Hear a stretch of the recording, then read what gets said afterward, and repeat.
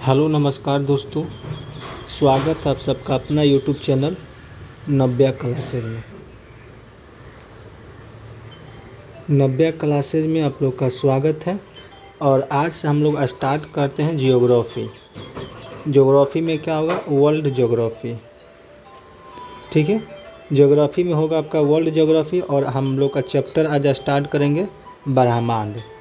ठीक है, जो कि Kautilya GS academy Pradeep sir का ये नोट्स है। अगर आप मेरे चैनल पर पहली बार हों और चैनल को सब्सक्राइब नहीं किए हैं तो प्लीज़ आप चैनल को सब्सक्राइब जरूर कर लें, बेल आइकन को भी ज़रूर दबा लें। ठीक है, अगर आपको इसका पीडीएफ चाहिए तो उसके लिए आप व्हाट्सएप मैसेज कीजिए 8051178205 पर व्हाट्सएप मैसेज कीजिए, या डिस्क्रिप्शन में इसका टेलीग्राम लिंक डाल दिया जाएगा, वहाँ से भी आप इसका पीडीएफ कलेक्ट कर सकते हैं। तो हम आज स्टार्ट करते हैं वर्ल्ड ज्योग्राफी एकदम बेसिक से। वर्ल्ड ज्योग्राफी एकदम बेसिक से स्टार्ट करते हैं, जिसमें हम लोग का पहला चैप्टर जो होगा ब्रह्मांड होगा। पहला चैप्टर जो होगा ब्रह्मांड होगा। और इसी तरह से हम लोग धीरे धीरे करके वर्ल्ड ज्योग्राफी और इंडियन ज्योग्राफी दोनों को कंप्लीट करेंगे। ठीक है, तो चलते हैं। सबसे पहले हम पहला चैप्टर देखते हैं। कौटिल्य जीएस टीचिंग सेंटर, जिसका डायरेक्टर और फाउंडर हैं प्रदीप सर। बहुत ही अच्छे टीचर हैं जो कि बहुत अच्छे तरह से समझाते हैं। और उनका बनाया हुआ ये नोट्स है जो कि आज हम लोग स्टार्ट कर रहे हैं ब्रह्मांड। जो आज हम लोग का स्टार्ट कर रहे हैं ब्रह्मांड स्टार्ट कर रहे हैं। आज से हम लोग ब्रह्मांड स्टार्ट कर रहे हैं। डेली हम लोग ज्योग्राफी और बायोलॉजी लेकर चल रहे हैं। ठीक है, उनके भी कोचिंग में अभी ज्योग्राफी और बायोलॉजी चल रहा है, तो हम लोग भी वही करेंगे जो उनके यहाँ चल रहा है। तो चलिए हम चलते हैं। सबसे पहले चलते हैं, उसको बड़ा कर लेते हैं।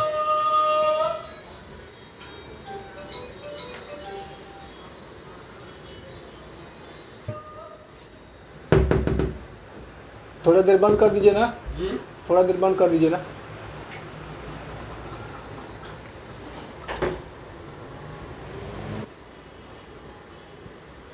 चलिए हम आगे चलते हैं। 1543 में सर्वप्रथम कोपरनिकस नामक विद्वान ने बताया कि पृथ्वी ब्रह्मांड के केंद्र में नहीं है। पृथ्वी जो है ब्रह्मांड के केंद्र में नहीं है, बल्कि ब्रह्मांड केंद्र में सूर्य स्थित है। ब्रह्मांड के केंद्र में सूर्य स्थित है। पृथ्वी ब्रह्मांड के केंद्र में नहीं है। पृथ्वी जो है ब्रह्मांड के केंद्र में नहीं है, बल्कि ब्रह्मांड जो है ब्रह्मांड के केंद्र में सूर्य स्थित है। और सूर्य के चारों ओर विभिन्न ग्रह उपग्रह चक्कर लगाते हैं। ठीक है, 1543 ईस्वी में कोपरनिकस नामक विद्वान ने बताया कि पृथ्वी ब्रह्मांड के केंद्र में नहीं है, बल्कि ब्रह्मांड केंद्र में सूर्य स्थित है। ब्रह्मांड के केंद्र में सूर्य स्थित है और सूर्य के चारों ओर विभिन्न ग्रह एवं उपग्रह चक्कर लगाते हैं। ग्रह एवं उपग्रह चक्कर लगाते हैं। 1805 ईस्वी में ब्रिटेन के वैज्ञानिक विलियम हर्शेल ने टेलीस्कोप यानी दूरबीन की सहायता से अंतरिक्ष का अध्ययन करके बताया कि हमारा ब्रह्मांड केवल सौरमंडल तक नहीं है, बल्कि सौरमंडल ब्रह्मांड का एक छोटा हिस्सा है। ठीक है, चलिए इसको देखते हैं। 1805 में ब्रिटेन के वैज्ञानिक विलियम हर्शेल ने टेलीस्कोप की सहायता से अंतरिक्ष का अध्ययन किया और करके बताया कि ब्रह्मांड केवल सौरमंडल नहीं है, ब्रह्मांड में केवल सौरमंडल तक नहीं है, बल्कि सौरमंडल ब्रह्मांड का एक छोटा सा सौरमंडल जो है ब्रह्मांड का एक छोटा सा हिस्सा है। छोटा सा हिस्सा है। ठीक है, आगे देखते हैं हम। चलिए आगे देखते हैं अगला पॉइंट है कि सर्वप्रथम 1925 में अमेरिका वैज्ञानिक एडविन हबल नामक विद्वान ने कहा था कि ब्रह्मांड विस्तारित हो रहा है, ब्रह्मांड जो है विस्तारित हो रहा है, ब्रह्मांड जो है विस्तारित हो रहा है, विस्तारित हो रहा है, ब्रह्मांड जो है विस्तारित हो रहा है। कह रहे कि सर्वप्रथम 1925 में अमेरिका के वैज्ञानिक एडविन हबल नामक विद्वान ने कहा था कि ब्रह्मांड जो है विस्तारित हो रहा है। ठीक है, दिखाई पड़ने वाले ब्रह्मांड का व्यास, दिखाई देने वाले ब्रह्मांड का व्यास कितना, 250 करोड़ प्रकाश वर्ष, 250 करोड़ प्रकाश वर्ष, 250 करोड़ प्रकाश वर्ष माना गया है, 250 करोड़ प्रकाश वर्ष माना गया है। यहाँ नोट दिया हुआ है, कह रहे कि प्रकाश वर्ष दूरी का मात्रक होता है, प्रकाश वर्ष जो होता है दूरी का मात्रक होता है। सही बात है। तो एक प्रकाश वर्ष बराबर कितना होता है, एक प्रकाश बराबर होता है 9.46 × 10⁻15 मीटर। ठीक है, 15 मीटर होता है। और तारों के बीच की अधिकतम दूरी, तारों के बीच की अधिकतम दूरी का मात्रक पारसेक होता है, तारों के बीच की अधिकतम दूरी को पारसेक होता है। और एक पारसेक बराबर होता है 3.26 प्रकाश वर्ष, या एक पारसेक बराबर होता है 3.08 × 10⁻16 मीटर होता है। ये दोनों पॉइंट जो है हम याद रखेंगे। ठीक है, चलिए हम आगे चलते हैं। आगे है, इधर रचना दिया हुआ है और इधर रचनाकर दिया हुआ है। ठीक है, इसको बढ़िया से देखेंगे हम। भूगोल का जनक किसे कहते हैं, हिकेटियस को कहते हैं। भूगोल का जनक किसे कहते हैं, तो हिकेटियस को कहते हैं। भूगोल का जनक किसे कहते हैं, तो हिकेटियस को कहते हैं। इसको बोल कर पढ़ेंगे ताकि आपको याद होगा। वर्तमान भूगोल का जनक किसको कहते हैं, तो Alexander one Humboldt, Alexander one Humboldt. वर्तमान भूगोल का जनक किसको कहते हैं, अलेक्जेंडर वन हम्बोल्ट। व्यवस्थित भूगोल का जनक किसे कहते हैं, व्यवस्थित भूगोल का जनक किसे कहते हैं, तो इरोस्थनीज को कहते हैं, इरोस्थनीज को कहते हैं। भौतिक भूगोल का जनक किसे कहते हैं, भौतिक भूगोल का जनक किसे कहते हैं, तो पॉलिडोनियम को कहते हैं, पॉलिडोनियम को कहते हैं। सांस्कृतिक भूगोल का जनक कार्ल ओ सावर को कहा जाता है। गणितीय भूगोल का जनक किसको कहा जाता है, गणितीय भूगोल का जनक कहते हैं थेल्स व एनेक्सीमिंडर। गणितीय भूगोल का जनक किसे कहते हैं, थेल्स व एनेक्सीमिंडर। विश्व ग्लोब का निर्माता किसको बोलते हैं, तो मार्टिन बैहम को। चलिए आगे देखते हैं। विश्व मानचित्र के निर्माता किसको मानते हैं, अनेग्जी मेंडर को। आगे है कि भौगोलिक विश्वकोश का रचनाकर कौन है, तो स्ट्रोबो है। कौन है, तो स्ट्रोबो है। क्रमबद्ध भूगोल का जनक किसको माना जाता है, तो ये माना जाता है अलेक्जेंडर वन हम्बोल्ट को। ठीक है, आर्यभट्टियम का किसको मानते हैं, तो आर्यभट्ट को। सिद्धांत शिरोमणि का है भास्कराचार्य या भास्कर द्वितीय। आगे देखते हैं हम।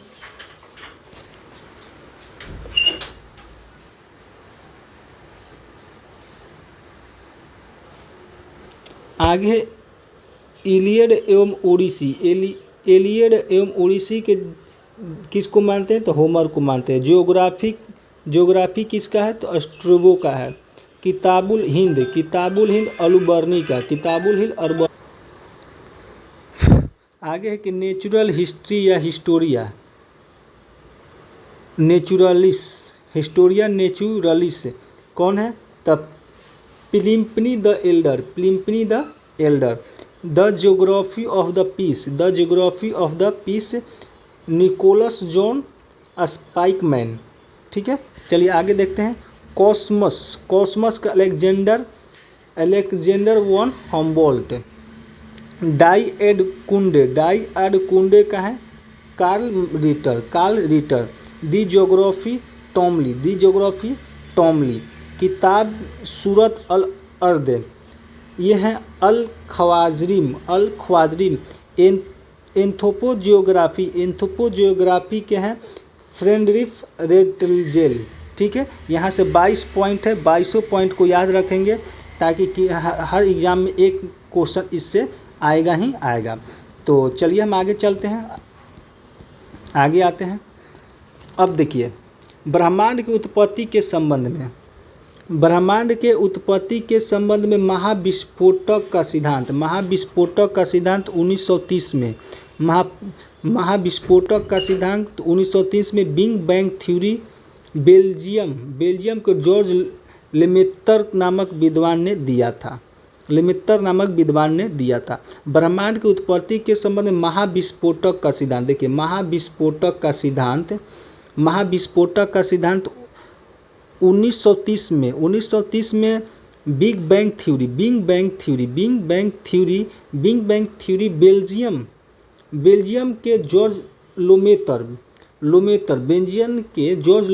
ने नामक विद्वान ने ये सिद्धांत दिया था। अगर क्वेश्चन पूछे कि बिग बैंग थ्योरी का सिद्धांत किसने दिया था, तो जॉर्ज लोमेतर ने, और कहाँ का रहने वाला था, तब बेल्जियम का, और कब किया था, तो 1930 में। किस सिद्धांत पर किया था, तो महाविस्फोटक का सिद्धांत पर या बिग बैंग थ्योरी पर।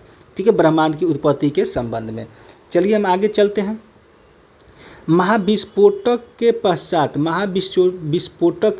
ब्रह्मांड की उत्पत्ति हुई। यह महाविस्फोटक लगभग इतना अरब पहले हुआ था। ये विस्फोटक कब हुआ था, तो 13.7 अरब वर्ष पहले, 13.7 अरब वर्ष पहले हुआ था। और लगभग 10 अरब वर्ष पहले तारों का उद्भव हो गया था। 10 अरब पहले तारों का उद्भव हो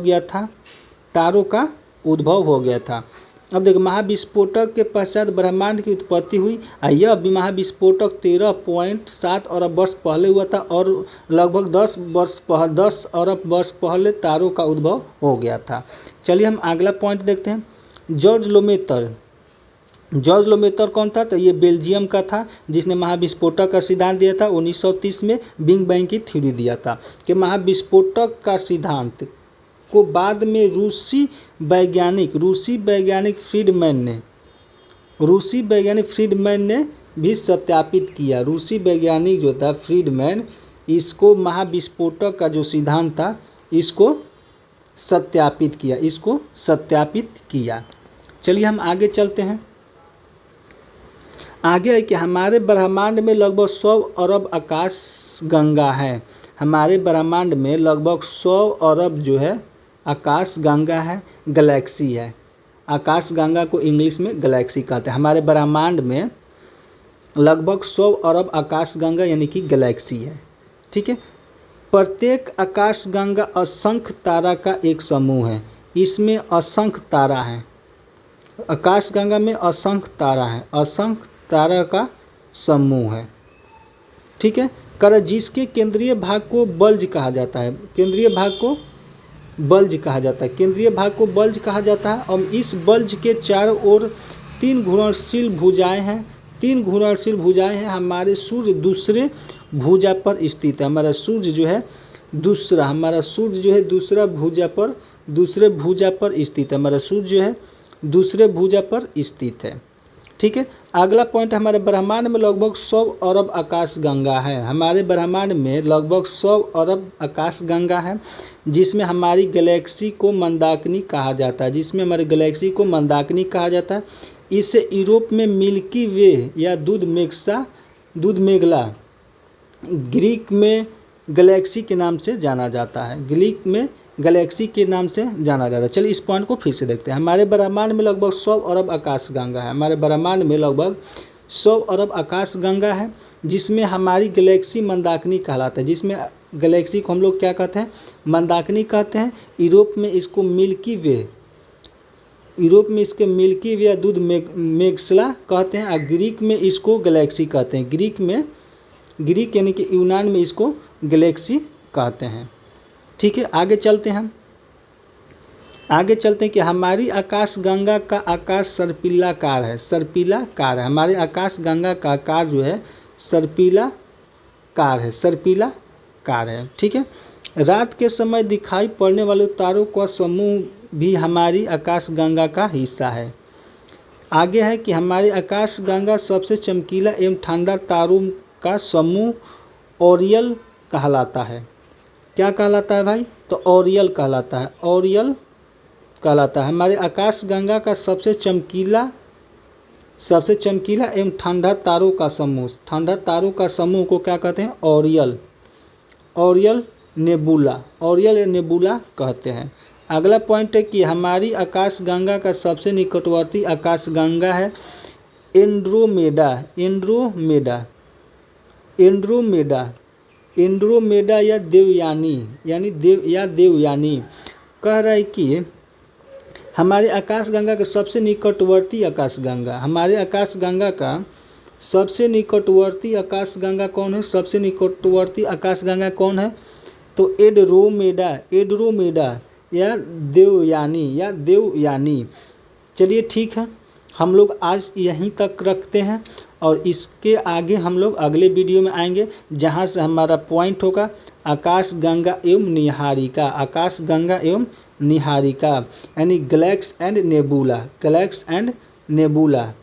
ठीक है, गैलेक्स एंड नेबुला जो है हम लोग का अगला वीडियो में पढ़ेंगे। तो चलिए हम मिलते हैं आपसे अगले वीडियो में। अगर आपको इसका PDF चाहिए तो उसके लिए आप व्हाट्सएप मैसेज कीजिए या डिस्क्रिप्शन में इसका टेलीग्राम लिंक डाल दिया जाएगा। तो चलिए मिलते हैं हम आपसे अगले वीडियो में।